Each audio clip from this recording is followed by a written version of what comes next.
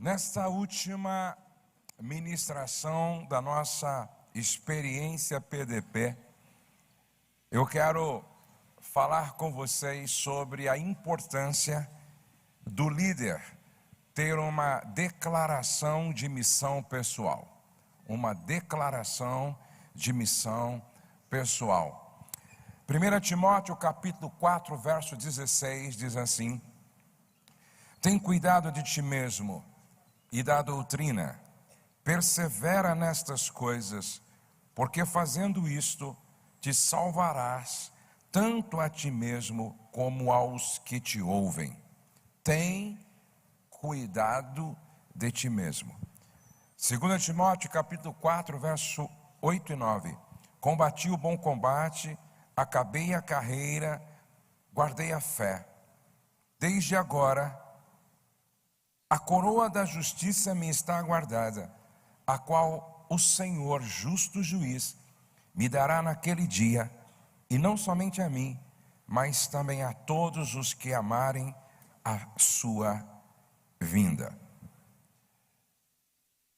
Dentre os homens que deixaram um legado na história, nós temos Jonathan Edwards. Quem foi Jonathan Edwards? Foi um pastor congregacional que viveu no século XVIII. Ele é considerado pelos historiadores um dos maiores teólogos e pensadores da história dos Estados Unidos. Ele foi não somente um dos instrumentos do primeiro grande reavivamento ocorrido naquele país, mas o maior estudioso e intérprete desse fenômeno. Jonathan Edwards nasceu em 1703, sendo filho de um consagrado ministro congregacional. Ele foi um cristão piedoso desde a sua meninice. Aos 12 anos já tinha experiências profundas com Deus. Edwards obteve o seu grau de bacharel no colégio de Yale em 1720, onde continuou seus estudos teológicos e trabalhou como professor assistente por algum tempo. Após um breve pastorado numa igreja presbiteriana em Nova York, em 1726, aos 23 anos de idade, ele foi auxiliar o seu avô, Salomão Stoddard, o famoso pastor da igreja, ou de uma igreja em Massachusetts. Jonatas e sua esposa Sara tiveram 11 filhos. Quantos filhos? 11 filhos. Apesar de uma agenda rigorosa de trabalho que incluíam despertar às 4h30 da manhã para ler e escrever em sua biblioteca pessoal, viagens extensas e incontáveis reuniões administrativas, ele sempre arranjou tempo para seus filhos. E quando ele perdia um dia com sua família por causa de suas viagens, ele imediatamente repunha aquele tempo perdido em sua volta. Vários livros foram escritos sobre a vida de Jonathan, seu trabalho e influência na história americana e seu poderoso legado profissional. Ele foi pastor, teólogo, e ele é considerado até hoje como um dos maiores filósofos dos Estados Unidos. Foi diretor de universidade.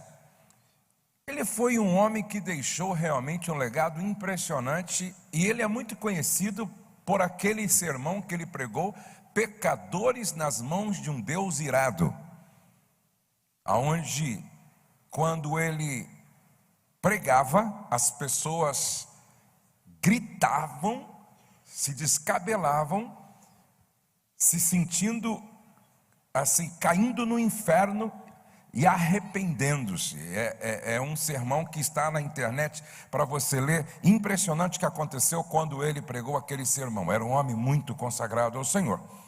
O estudioso Benjamin Warfield, de Princeton, ele registrou 1.394 pessoas descendentes de Edwards. Então esse historiador, biógrafo ele levantou na descendência de Jonathan Edwards 1.394 pessoas. E o que ele encontrou nessa árvore genealógica foi uma incrível evidência de sucesso em deixar um legado extraordinário. De seus descendentes que foram possível encontrar, veja o que ele encontrou.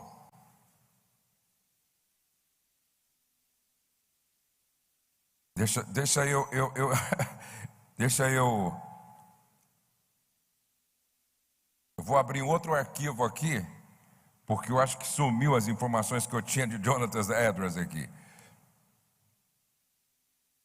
Eu não tenho os números aqui, eu não sei onde é que foi parar, mas na minha mente eu consigo lembrar. Destes 1.300, 1.400 pessoas que ele encontrou na sua árvore genealógica, impressionante.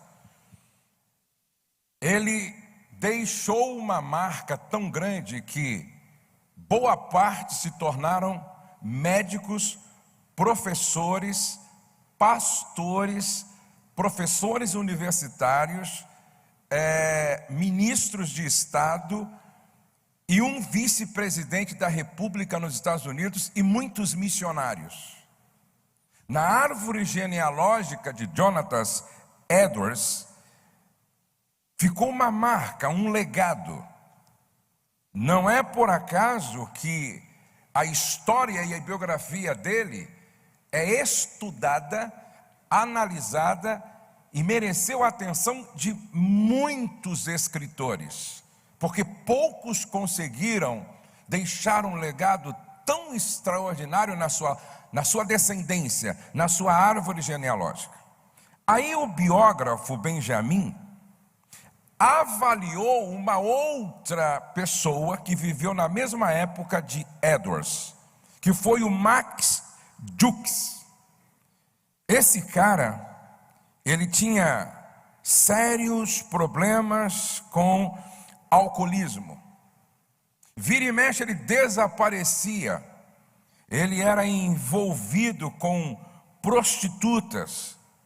E o Benjamin, biógrafo, conseguiu encontrar 540 descendentes de Jukes, de Max Jukes. E ele chegou à seguinte conclusão: dos que se foram possível registrar da descendência do Max Jukes, 310 morreram como indigentes. 150 se tornaram criminosos, incluindo 7 assassinos. Mais de 100 foram alcoólatras. E metade de suas descendentes femininas foram pelo caminho da prostituição. Se nós tivéssemos a oportunidade de sentar com Jonathan Edwards para perguntar a ele qual o segredo, ou qual é um dos segredos para que a gente viva de forma tão extraordinária a vida, ao ponto de deixar um legado como você deixou. Eu gosto muito de fazer esse tipo de análise. Outro dia eu encontrei com uma mulher, ela disse: pastor, eu sou de uma família onde os meus pais tiveram 10 filhos. 10 filhos. 9, só eu de mulher, são 10 filhos, 9 homens e só eu de mulher. Os meus 9 irmãos são pastores. E eu, a única mulher, sou esposa de pastor.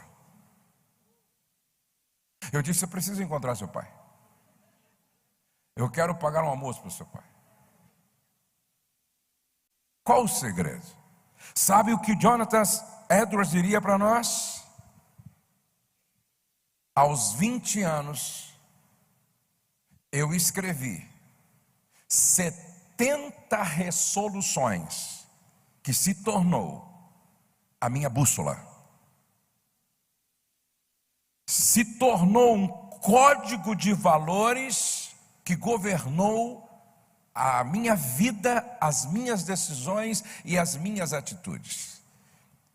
Preste atenção que antes de Edwards chegar à resolução número 1, no entanto, ele escreveu o seguinte prefácio: estando ciente de que sou incapaz de fazer qualquer coisa sem a ajuda de Deus, humildemente lhe rogo que, através de sua graça, me capacite a cumprir fielmente estas resoluções, enquanto elas estiverem dentro da sua vontade, em nome de Jesus Cristo.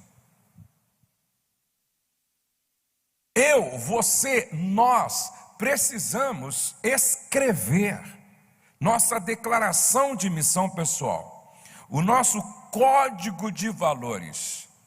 E esse código de valores vai servir para orientar, dirigir, governar as nossas decisões, as nossas escolhas e a nossa vida. Podemos dizer que essa declaração de missão pessoal é a constituição de uma pessoa. Uma declaração de missão pessoal proporciona, primeiro, clareza. Segundo, senso de propósito. Terceiro, ajuda a definir quem você é. Quarto, ajuda a definir como você irá viver. Quinto, é um guia para ajudá-lo ao longo da estrada da vida. Você já escreveu a sua? Quando você lê, por exemplo, capítulo 5, 6 e 7 do Evangelho segundo Mateus, você percebe de forma implícita que Jesus tinha uma declaração de missão pessoal, que Jesus tinha suas resoluções, que Jesus tinha o seu código de valores. Quando ele diz, bem-aventurados humildes, porque deles é o reino dos céus, ele está revelando a nós um dos pontos da sua declaração de missão pessoal. Ele está querendo dizer para mim e para você que a humildade, tudo tem que começar a partir da humildade. Ou seja, na construção do nosso projeto de vida, a humildade tem que estar na base. Porque da humildade depende todas as outras virtudes. Quando Jesus disse, bem-aventurados pacificadores, porque eles são chamados filhos, eles serão chamados filhos de Deus, ele está falando sobre os seus valores. Ele está falando sobre a sua declaração de missão pessoal. Quando você lê as epístolas do apóstolo Paulo, você percebe que a vida dele estava comprometida com um código de valores. E eu queria compartilhar com vocês então alguns pontos da minha declaração de missão pessoal. Repete comigo: decisão decide o meu destino. Outra vez, decisão decide o meu destino. O que vai valer daqui para frente é a decisão que você vai tomar com todas as ferramentas que você recebeu. Porque conhecimento que não se transforma em comportamento é inútil. Eu vou repetir. Conhecimento que não se transforma em comportamento é inútil. Quem sabe, mas não pratica o que sabe, é tão ignorante quanto aquele que não sabe. Então, se você está marcando, e seria bom que você entendesse que aquilo que você não escreve, você não realiza. Eu vou repetir. Aquilo que você não escreve, você não realiza.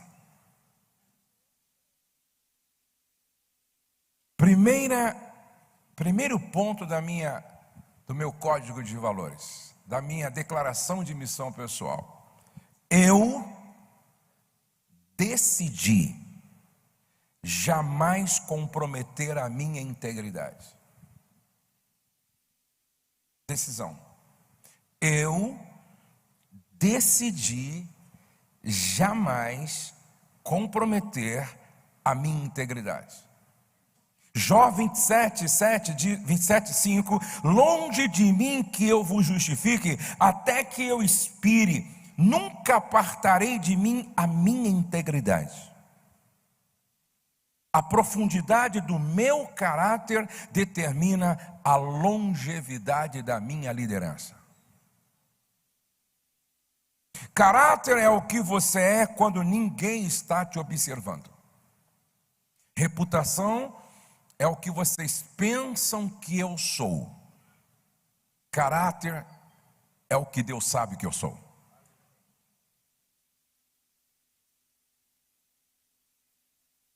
Quanto maior for o seu projeto de vida, mais investimento você tem que fazer no seu caráter. O grande problema e a grande crise hoje é que tem muitos líderes cujo caráter não suporta o peso do seu talento. Não adianta muito talento e pouco caráter.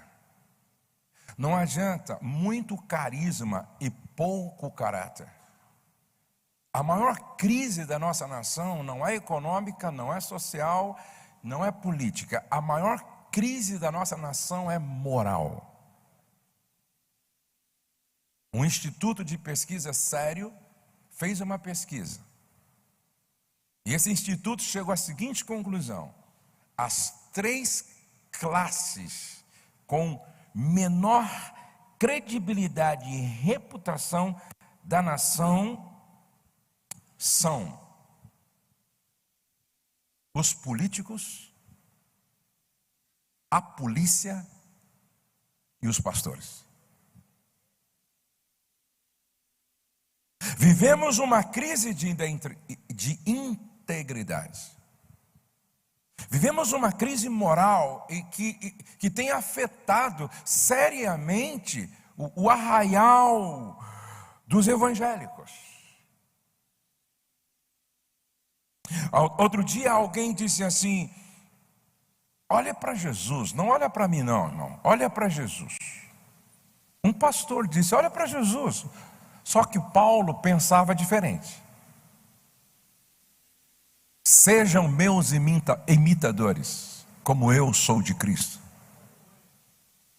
Alguém que diz não me copie, não serve para ocupar um lugar no ministério, porque para os chamados, Paulo escreveu: seja o padrão dos fiéis, na palavra, no trato, no procedimento, na fé, no amor e na pureza. Se você não está pronto para ser padrão, vá fazer qualquer outra coisa, menos ser pastor na casa de Deus. Porque o pastor necessariamente precisa ser o exemplo para o rebanho. Eu decidi, número 2, eu decidi ser aprovado primeiro na minha casa. 1 Timóteo 3, 4 e 5, que governe bem a sua própria casa, tendo seus filhos em sujeição com toda a modéstia, porque se alguém não sabe governar a sua própria casa, terá cuidado da igreja de Deus?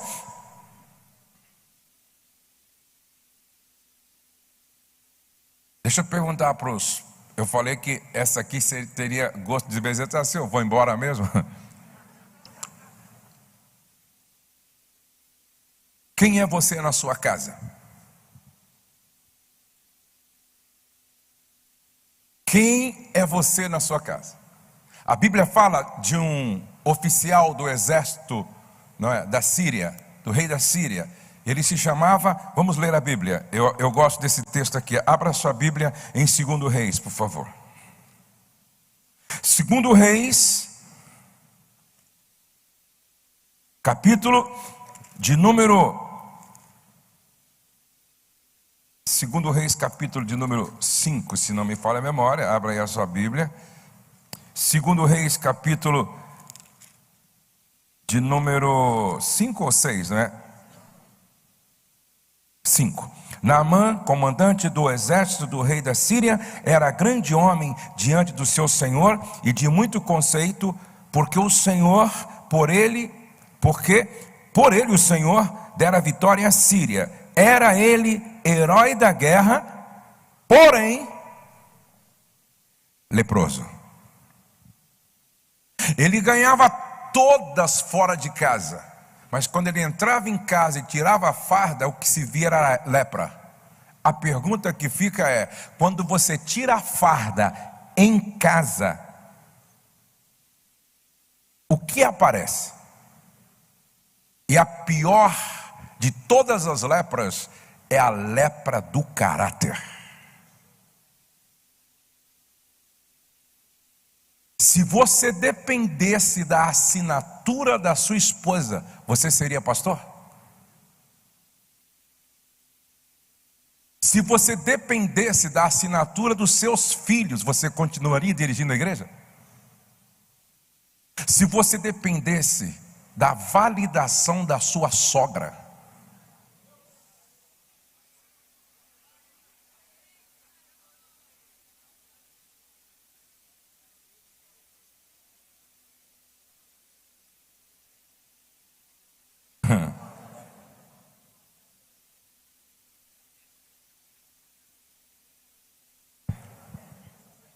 quem é você na sua casa? Quem é você na sua cozinha, na sua sala? E quem é você na sua cama?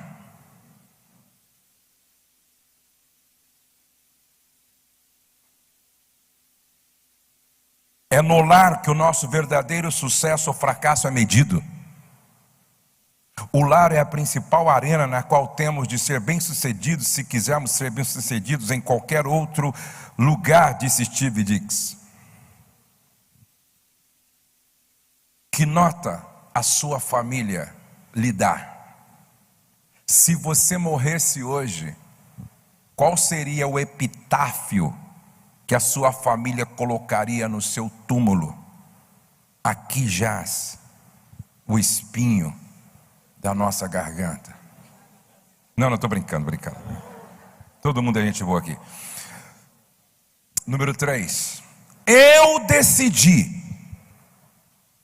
sonhar grande, com humildade, para começar do pequeno. A Bíblia diz, Jeremias 33:3, clama a mim e responder-te-ei e anunciar-te-ei coisas grandes e firmes que não sabes. Os nossos sonhos são a matéria-prima das nossas realizações. Você é do tamanho dos teus sonhos. Você só chega até onde os seus sonhos chegam. Quem serve a um Deus onipotente, quem serve a um Deus onisciente, onipresente, está proibido de sonhar pequeno. Você é do tamanho dos teus sonhos e você só vai chegar até onde os teus sonhos chegam. E qual é o sonho bom de a gente colocar na agenda? Quando você conta para alguém e essa pessoa diz: você está louco? Corre lá em casa, escreve na agenda. Porque quando José falou sobre os seus sonhos, seus irmãos disseram: você está louco? Você está maluco? Você pirou? Você está doido? Presta atenção. Eu gosto de andar com gente que sonha grande. Sonha grande porque o teu Deus é grande. Amém, queridos? Eu me lembro que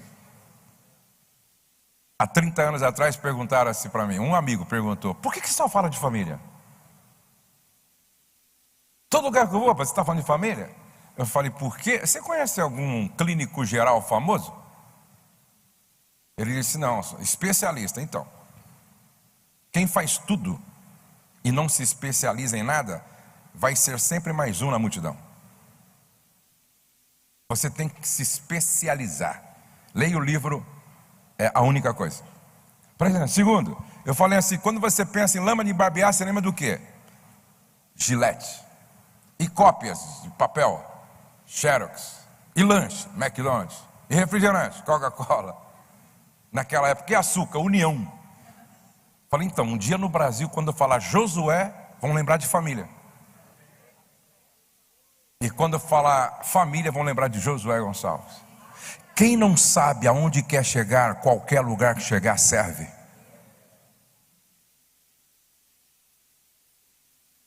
Vou repetir. Quem não sabe aonde quer chegar, qualquer lugar que chegar, serve. Mire o sol ou a lua, que mesmo que você não o alcance, você atinge pelo menos a estrela. Pense alto, sonha grande. Agora, com humildade, para começar do pequeno, porque tudo que nasce grande é monstro e morre logo. Uma das coisas que você precisa entender, guarde isso com você, por favor. Entre sonhar e a realização do sonho, há um caminho a ser percorrido que a gente chama de processo. Não queime etapas. Davi foi ungido como rei, mas esperou 12 anos para assumir como rei. E tem muita gente tendo um sério problema, porque elas queimam etapa, não respeitando o processo. Quando Deus coloca José na casa de Potifar, é para ele entender protocolo, para ele entender liderança, para ele entender como é que se serve. Aí Deus coloca na escola da prisão. Aí José passa um tempo na prisão, conversando com o copeiro mor, conversando com o padeiro, conversando com os caras que trabalhavam no palácio. Estava preso, ele precisava entender como é que funcionava o palácio. Em cada escola que Deus te coloca, tem um propósito específico. Quando José chega no palácio, ele já sabia tudo de palácio. Ele serviu com o oficial da guarda real, pô. Quando José chega no palácio para trabalhar com o faraó, ele já sabia como entrar, como sair, qual era o protocolo. Preste atenção. Talvez você está na escola do sofrimento para muitos, mas para Deus é a escola do treinamento. Deus é pedagógico, Deus é intencional. O que está acontecendo com você tem um propósito. A ideia não é por que estou passando por isso. A ideia é o que é que o Senhor quer me ensinar nesse tempo. O que é que eu preciso aprender aqui que não aprenderia em outro lugar e de outra forma? Deus não está brincando, Deus está nos treinando. Então sonha grande, com humildade, para começar do pequeno, respeitando o processo. Fui claro, sim ou não? Tem pessoas que me veem assim: pô, pastor Josué tem 1.220.000 pessoas inscritas no YouTube, tem mais de 1.200.000 pessoas que o seguem no Instagram, os meus livros já passou de 1 milhão de cópias vendidas, eu já ministrei talvez em 20 países do mundo, eu já preguei nos maiores auditórios que as pessoas sonham pregar, eu tenho um trânsito livre, construí um respeito hoje. Outro dia um prefeito da nossa cidade foi em Brasília ver alguma coisa para a nossa cidade, e deu que ele foi fazer uma reunião com os 120 lá, deputados evangélicos. E aí, quando ele chegou na reunião, a primeira pergunta que fizeram para ele: de onde você é? Bragança Paulista. Você conhece o Josué Gonçalves? Ele disse: foi ele quem orou por mim antes de eu ser candidato a prefeito. Os caras disseram: pode pedir o que você quiser que a gente vai te atender.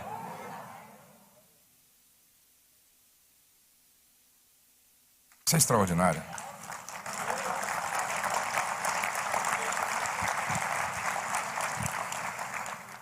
Agora, eu não comecei grande.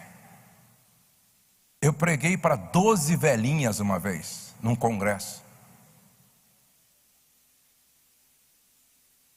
Eu preguei para 8 pessoas num culto numa fazenda. Quase que cancelaram o evento porque não tinha gente para me ouvir. Eu preguei em ônibus. Eu preguei em praça pública. Eu andava com uma sacola na mão, cheia de livro, para escrever minha primeira apostila, porque a igreja me emprestava uma máquina de escrever. A minha esposa hoje, ela ocupa um lugar de honra do meu lado, mas ela vendeu muitas fitinhas cassete para mim na porta da igreja.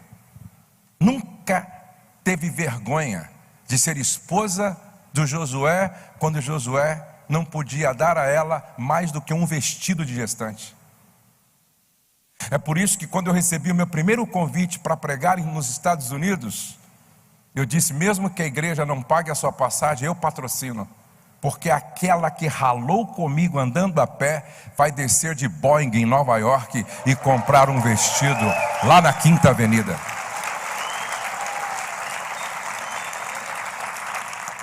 Sonha grande, para começar do pequeno. Não tenha vergonha desse tempo que o teu marido está passando hoje, porque é apenas o início de algo extraordinário. Agora, quando você chegar lá, meu irmão, não troca sua esposa por outra de 20, não. Isso é falta de gratidão, juízo, caráter, integridade e vergonha na cara.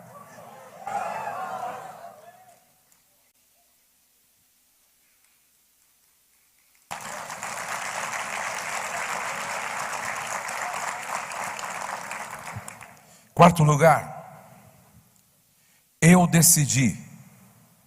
Quem chegar perto de mim tem que sair melhor. Eu decidi.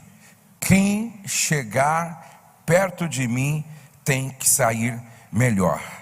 Efésios 5, 8 e 9 diz: porque outrora vocês eram trevas, mas agora são luz no Senhor.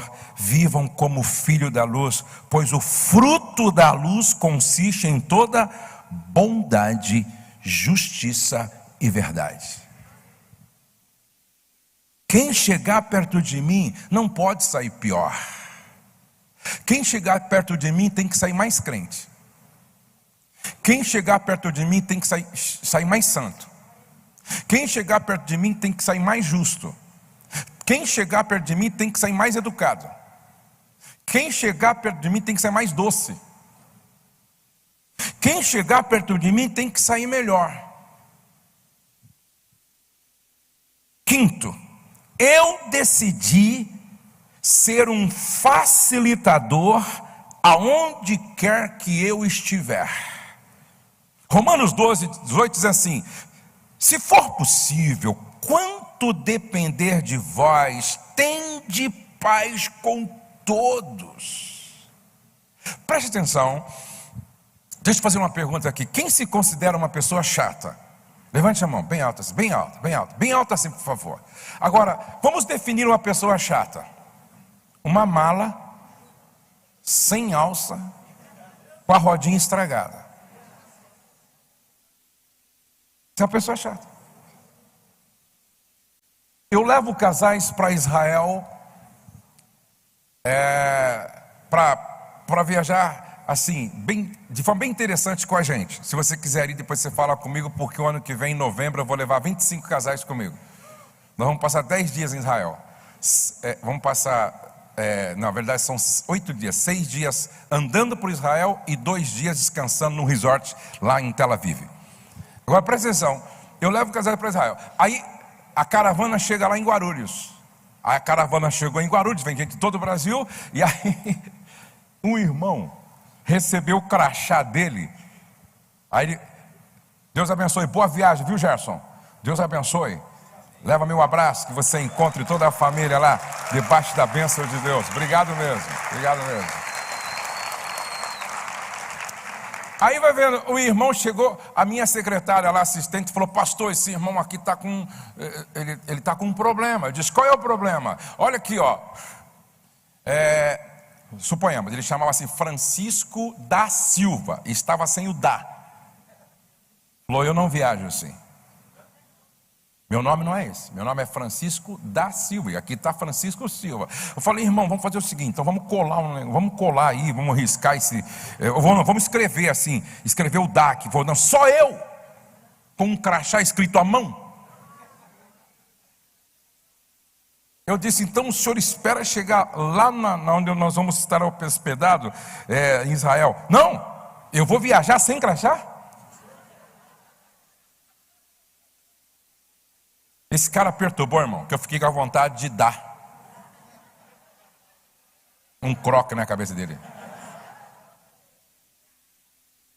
Olha só, nós estávamos indo para Amsterdã, e ele com a esposa, para Amsterdã. Depois de Amsterdã, conheci Amsterdã na Holanda, nós íamos para Israel. E aí, chegando em Israel, nós íamos conhecer Galileia, Mar da Galileia, Rio Jordão, Monte das Bem-aventuranças. Nós íamos renovar os votos lá em Caná da Galileia. Ia passar lá para o Monte Carmelo, ia lá no Monte iríamos lá no Jardim do Túmulo, lá no Cenáculo, íamos na Cesareia Marítima. Depois nós íamos lá para Paris, passear em Paris, íamos navegar pelas ruas do Rio Sena, num barco, num jantar romântico, na frente da Torre Eiffel, a noite acesa, e o irmão preocupado com o da. Vai ser burro emocionalmente, assim lá longe. Você é chato, irmão?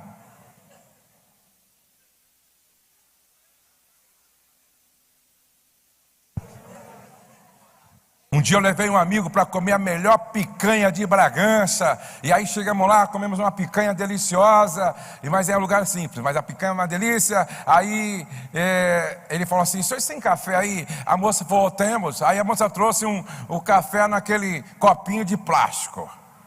Ele falou assim: vocês não têm xícara? Eu não tomo café em copo de plástico. Eu olhei para ele e falei: bobão, você vai tomar o café ou vai comer o copo, meu?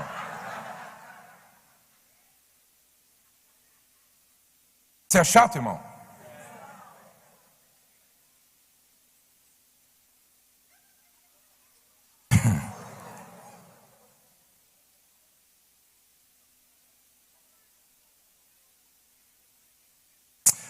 Sabe, eu era muito chato. Abra sua Bíblia em 1 Coríntios capítulo 13. Eu era muito bobo.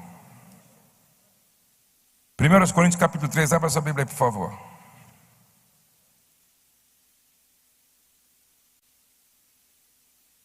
Olha o que Paulo diz no verso 11.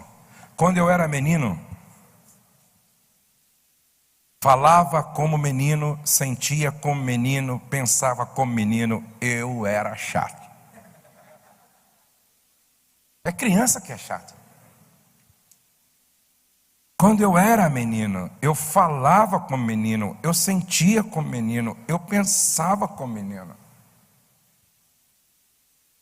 Quando cheguei a ser homem, eu parei de ser chato. Eu desisti das coisas próprias de menino. Esse texto, Paulo não está falando de amor, está falando de maturidade. Ou ele está falando o que significa ser maduro. Olha só, porque aqui no capítulo 13, verso de número 4, ele está dizendo assim: olha, o maduro que cresceu, ele é paciente, ele é benigno, ele não tem ciúme, não se ufana, não se ensoberbece, não se conduz inconvenientemente, não procura os seus interesses, não se exaspera, não ressente do mal. Ele é um facilitador. O que eu posso fazer para facilitar? Não tem xícara? Vai no copo de plástico mesmo. Não tem cama? Vai no colchão no chão mesmo. Entendeu? Ei, tudo o que nós precisamos é de gente que facilita, porque chato já chega. Já tem muita gente, a vida já é complicada, gente, não é? O tempo não é fácil, a pandemia já incomoda todo mundo. Então eu decidi, foi uma decisão, porque eu não era assim, gente, eu era chato.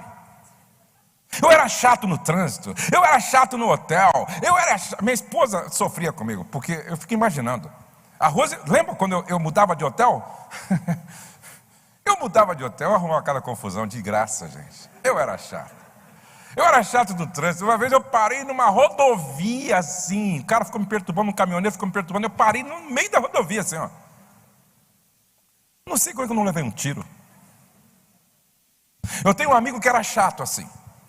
E o testemunho dele me ajudou bastante. Ele disse que um dia ele estava indo, pastor, e foi dirigir um culto de oração, não é? Aí ele passou perto de um cara e o cara não saía do lugar. Sabe aquele cara lerdo? Não saía do lugar. Lá em São Paulo, trânsito, aí ele pipi com aquela perua dele, pipi é Kombi, né? Pipi, o cara não saía, ele passou assim, falou: tirou carta por telefone, meu! Sai da frente, você não quer andar, pô? Só que quando ele tentou ir, fechou o farol, carro na frente, e ele obrigatoriamente parou. Aí ele parou e está lá. Daqui a pouco, quem está do lado dele, com um revólver calibre 38, grita agora aí, começou a xingar, filho não sei do que e tal, desgraçado, grita aí, meu! E empurrava a cabeça dele com o revólver.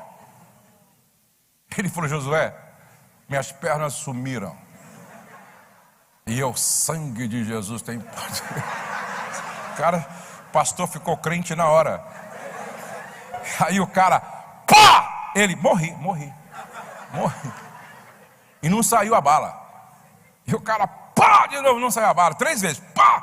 Aí o pessoal buzinando, trânsito e tal. Aí o cara empurrou a cabeça, até machucou a cabeça dele, empurrou a cabeça dele, xingou ele e tal, e foi embora. Ele falou que engatou a primeira devagarzinho, saiu assim, sereno, calmo e tranquilo, sem buzinar mais para ninguém. Você é chato, irmão?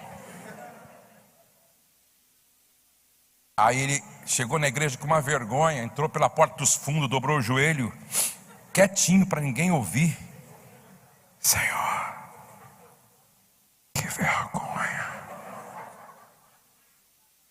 Lá atrás, uma velhinha cheia do Espírito Santo.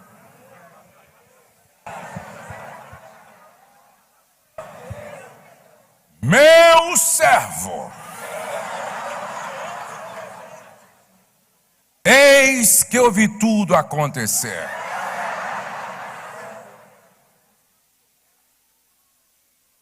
Foi eu quem não deixei as balas saírem. Eu apenas queria te converter no trânsito, porque as suas atitudes têm envergonhado o meu nome. Eu disse: é comigo esse negócio. Esse testemunho me ajudou muito. Ô pastor, guarde isso. Quem carrega o céu não pode deixar as marcas do inferno por onde passa.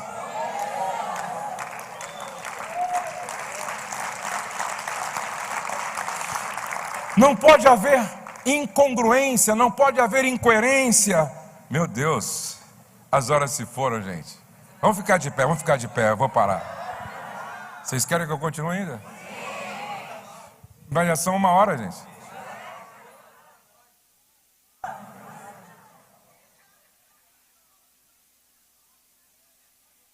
Me disseram aqui que eu vou ficar sem comida porque tem horário no restaurante para mim almoçar. Muito bem, então eu vou ficar de jejum hoje aqui com vocês. Brincadeira, vou terminar rapidinho. Minha esposa me deu aqui uma orientação e a gente tem que obedecer quando a esposa está nos ajudando, não é verdade? Eu decidi, um carro novo. Eu decidi ser um facilitador aonde quer que eu estiver. Preste atenção, repete comigo. Quem carrega o céu não pode deixar as marcas do inferno por onde passa. Você é um facilitador? Você é uma facilitadora. Sexto, vou ler apenas. Eu decidi ser proativo e não reativo. Quinto, eu decidi ter um estilo de vida simples. Filipenses 2, 5 a 7. Seja a atitude de vocês a mesma de Cristo Jesus, que embora sendo Deus, não considerou o ser igual a Deus. Era algo a que devia apegar-se, mas esvaziou-se a si mesmo, vindo a ser servo, tornando-se semelhante aos homens. Sabe por que eu decidi ter um estilo de vida simples? Porque o Rei dos Reis e Senhor dos Senhores nasceu numa manjedoura. E ao concluir seu ministério, antes de ir para a cruz, ele lavou os pés dos discípulos. E quando ele terminou de lavar os pés dos discípulos, ele disse: vocês entenderam o que eu fiz? Não é maior o servo do que o seu Senhor. E assim como eu vos fiz, façais vós também. Eu decidi. Eu já falei. Eu sei que a minha voz é boa. Eu sei que eu articulo bem palavras. Eu sei que tenho carisma para fazer o que eu faço. Mas eu não quero ser conhecido nem pela minha voz, nem pela minha oratória e nem pela minha liderança. Eu quero ser conhecido pela minha simplicidade. Eu quero que as pessoas olhem para mim e digam: eu sinto o cheiro da graça na sua vida. Como você é um cara simples, porque assim é que meu Jesus era. Aquele que era o Rei dos Reis, nasceu numa manjedoura, lavou os pés dos discípulos antes de ir para a cruz. Eu decidi ter um estilo de vida simples. Eu odeio ostentação. Uma das coisas que eu mais admiro é quando uma pessoa sabe muito e tem muito, mas é simples, porque tem consciência que tudo é graça. Tudo é graça. 7, eu decidi elevar as pessoas, reconhecendo o valor de todas elas. E eu termino com esse ponto. Eu decidi elevar as pessoas. Eu aprendi isso com 2 homens, Abe Uber e Russell Shedd. Meu sonho era conhecer o Abe Uber. Um dia, quando eu o encontrei, fui à sua igreja, depois tive um tempo com ele, e aí eu soube que o sonho dele era me conhecer. E aí a gente vai comer, vamos jantar, e um querendo conhecer o outro. Quando nós terminamos o encontro, naquele jantar que ele me deixou no hotel, eu disse: meu Deus, a impressão que eu tenho é que eu sou o Abe Uber. Ele me fez eu me sentir tão grande, tão grande, tão grande. E como me falaram que ele era um dos homens mais parecidos com Jesus que conhecemos, eu quis levá-lo na minha casa. Preparei um quarto, coloquei frutas, água, comprei mesa para ele. Foi um quarto de profeta mesmo. Preparei tudo e ele esteve na minha casa. Realmente o cara se parece com Jesus. Antes dele sair, eu levei ele no meu escritório e falei: Eipe, você vai orar por mim, meu. Põe a mão na minha cabeça e ora por mim. Ele disse: só se você depois orar por mim. Gente com alma nobre nunca te rebaixa, nunca cresce na sua frente para te diminuir. Aí o Russell Shedd, eu tive o privilégio de levá-lo num PDP, num pastor discipulando pastor. O Estevão Fernandes disse que é um dos homens mais parecidos com Jesus que ele conheceu. E um grande pregador disse: eu não conheci o apóstolo Paulo, mas eu conheci o Russell Shedd, que está na mesma prateleira. O Russell Shedd chegou numa igreja e o pastor colocou um motorista, um irmão, para dirigir o carro para ele. Esse irmão ficou em estado de glória 3 dias. Meu Deus, estou carregando anjo. Meu Deus, estou carregando anjo. Ele estava assim em estado de glória. Falava para ele: meu Deus, estou motorista do Russell Shedd. Meu Deus, estou carregando anjo. E ele encantado com aquilo, porque realmente ele era um anjo. Está com o Senhor, o cara é demais. E aí, dirigindo o carro para ele, e ele assim, está de glória, né? Estou dirigindo para o anjo. Quando chega no aeroporto, no último dia, segunda-feira, para ele pegar o voo, Aí o Russell Shedd, aquele jeitinho dele assim, olhou para o irmão, ele era americano, olhou para o irmão e falou assim: meu querido, teria como você colocar a mão na minha cabeça e fazer uma oração por mim? O irmão ficou assim: como? Eu continuo precisando de oração. Isso é intencional. Ele estava dizendo para aquele motorista: você é tão importante quanto eu. Você tem o mesmo valor para Deus como eu tenho. Você é especial para Deus. Gente com alma nobre eleva as pessoas. Pastor com alma nobre não diminui, não rebaixa ninguém. Eu decidi: quem chegar perto de mim tem que sair se sentindo grande. Quem pode ser quem for, chegou perto de mim, tem que sair dizendo: eu tenho valor. Eu tenho valor para Deus. Eu tenho valor para Deus. Vamos ficar de pé.